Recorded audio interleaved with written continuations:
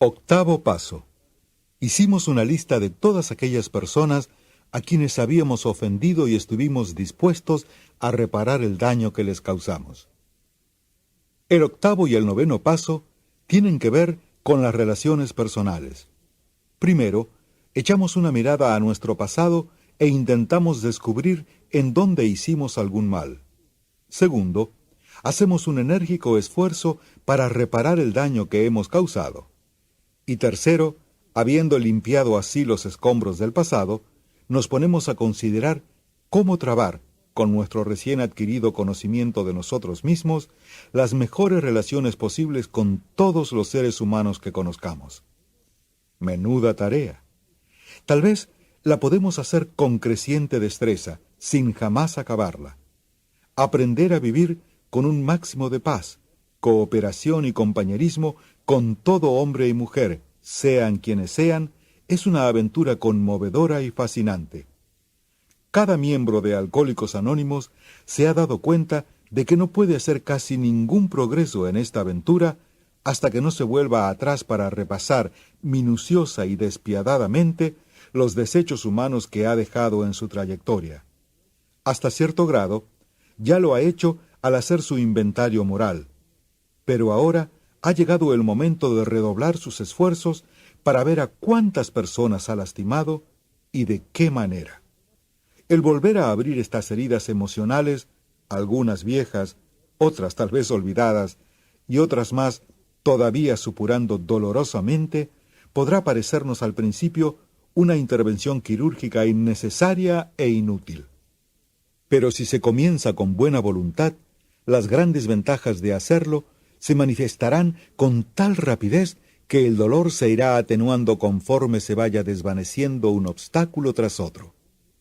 No obstante, estos obstáculos son, sin duda, realidades. El primero, y uno de los más difíciles de superar, tiene que ver con el perdón. En cuanto empezamos a pensar en una relación rota o retorcida con otra persona, nos ponemos emocionalmente a la defensiva. Para evitar mirar los daños que hemos causado a otra persona, nos enfocamos con resentimiento en el mal que nos ha hecho. Nos resulta aún más fácil hacerlo si, en realidad, esta persona no siempre se ha comportado bien. Triunfantes, nos aferramos a su mala conducta, convirtiéndola en el pretexto ideal para minimizar o ignorar nuestra propia mala conducta. En este preciso instante, tenemos que echar el freno. No tiene mucho sentido que seamos nosotros quienes tiremos la primera piedra. Recordemos que los alcohólicos no son los únicos aquejados de emociones enfermas. Además, por lo general, es un hecho innegable que nuestro comportamiento cuando bebíamos ha agravado los defectos de otras personas. Repetidamente hemos agotado la paciencia de nuestros más íntimos amigos y hemos despertado lo peor en aquellos que nunca nos tenían en muy alta estima. En muchos casos, estamos en realidad tratando con compañeros de sufrimiento, gente cuyos dolores hemos aumentado. Si ahora nos encontramos a punto de pedir el perdón para nosotros mismos, ¿por qué no empezar perdonándolos a todos ellos? Al hacer la lista de las personas a quienes hemos ofendido, la mayoría de nosotros nos tropezamos con otro obstáculo sólido. Sufrimos un tremendo impacto cuando nos dimos cuenta de que nos estábamos preparando para admitir nuestra mala conducta cara a cara ante aquellos a quienes habíamos perjudicado. Ya nos habíamos sentido suficientemente avergonzados cuando en confianza habíamos admitido estas cosas ante Dios, ante nosotros mismos y ante otro ser humano. Pero la idea de ir a visitar o incluso escribir a la gente afectada nos abrumaba, sobre todo al recordar el mal concepto que tenían de nosotros la mayoría de estas personas. También había casos en los que habíamos perjudicado a otras personas que seguían viviendo tan felices sin tener la menor idea del daño que les habíamos causado. ¿Por qué, protestamos, no decir lo pasado pasado? ¿Por qué tenemos que ponernos a pensar en esa gente? Estas eran algunas de las formas en las que el temor conspiraba con el orgullo para impedir que hiciéramos una lista de todas las personas que habíamos perjudicado. Algunos de nosotros nos encontramos con otro obstáculo muy distinto. Nos aferrábamos a la idea de que los únicos perjudicados por nuestra forma de beber éramos nosotros. Nuestras familias no se vieron perjudicadas porque siempre pagamos las cuentas y casi nunca bebíamos en casa. Nuestros compañeros de trabajo no se vieron perjudicados porque solíamos presentarnos a trabajar. Nuestras reputaciones no se vieron perjudicadas porque estábamos seguros de que muy poca gente se había fijado en nuestros excesos con la bebida. Y los que sí se habían fijado, nos tranquilizaban diciendo que una alegre juerga no era sino el pecadillo de un hombre recto. Por lo tanto, ¿qué daño real habíamos causado? Sin duda, poco más de lo que podríamos remediar fácilmente con algunas disculpas hechas de paso. Esta actitud, por supuesto, es el producto final de un esfuerzo deliberado para olvidar. Es una actitud que sólo se puede cambiar por medio de un análisis profundo y sincero de nuestros motivos y nuestras acciones. Aunque en algunos casos no nos es posible hacer ninguna enmienda y en otros casos es aconsejable aplazarlas, debemos, no obstante, hacer un repaso minucioso y realmente exhaustivo de nuestra vida pasada para ver cómo ha afectado a otras personas. En muchos casos, veremos que aunque el daño causado a otros no ha sido muy serio, el daño emocional que nos hemos hecho a nosotros mismos ha sido enorme. Los conflictos emocionales muy profundos y a veces totalmente olvidados persisten de forma desapercibida en el subconsciente. Estos conflictos, al originarse, puede que hayan retorcido nuestras emociones tan violentamente que desde entonces han dejado manchadas nuestras personalidades y han trastornado nuestras vidas. Aunque el propósito de hacer enmiendas a otros es de suma importancia, es igualmente necesario que saquemos del repaso de nuestras relaciones personales la más detallada información posible acerca de nosotros mismos y de nuestras dificultades fundamentales, ya que las relaciones defectuosas con otros seres humanos casi siempre han sido la causa inmediata de nuestros sufrimientos, incluyendo nuestro alcoholismo. No hay otro campo de investigación que pueda ofrecernos recompensas más gratificadoras y valiosas que este. Una reflexión seria y serena sobre nuestras relaciones personales puede ampliar nuestra capacidad de comprendernos.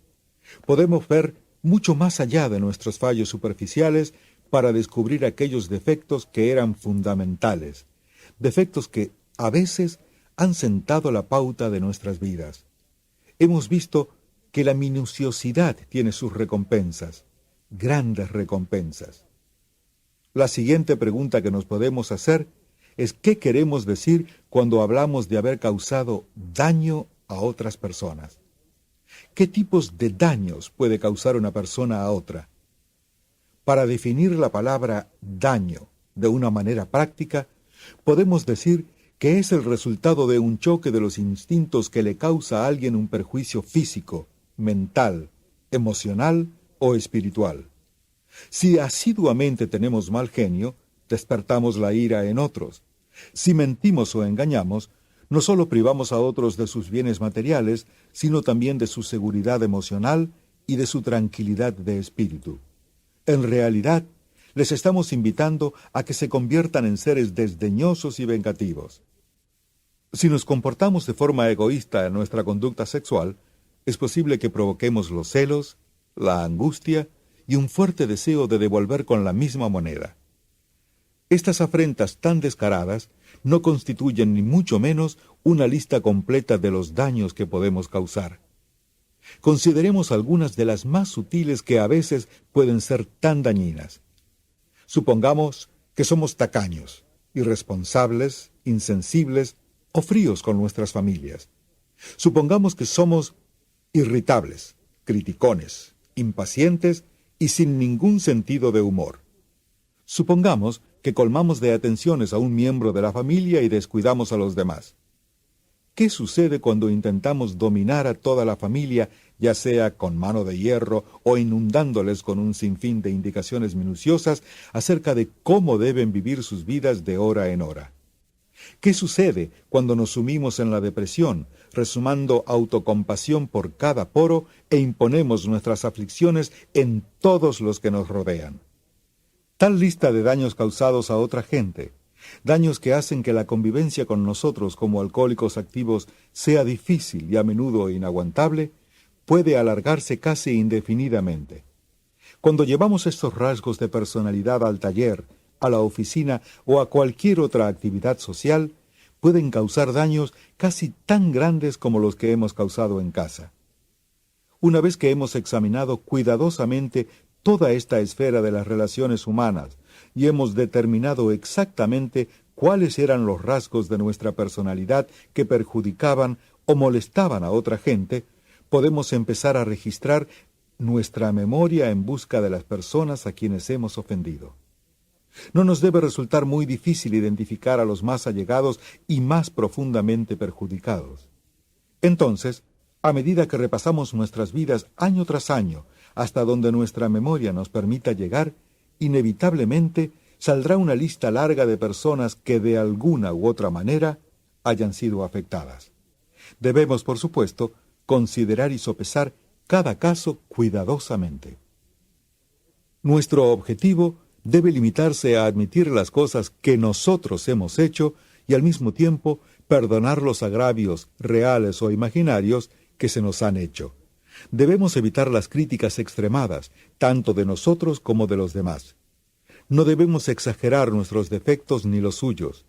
Un enfoque sereno e imparcial será nuestra meta constante.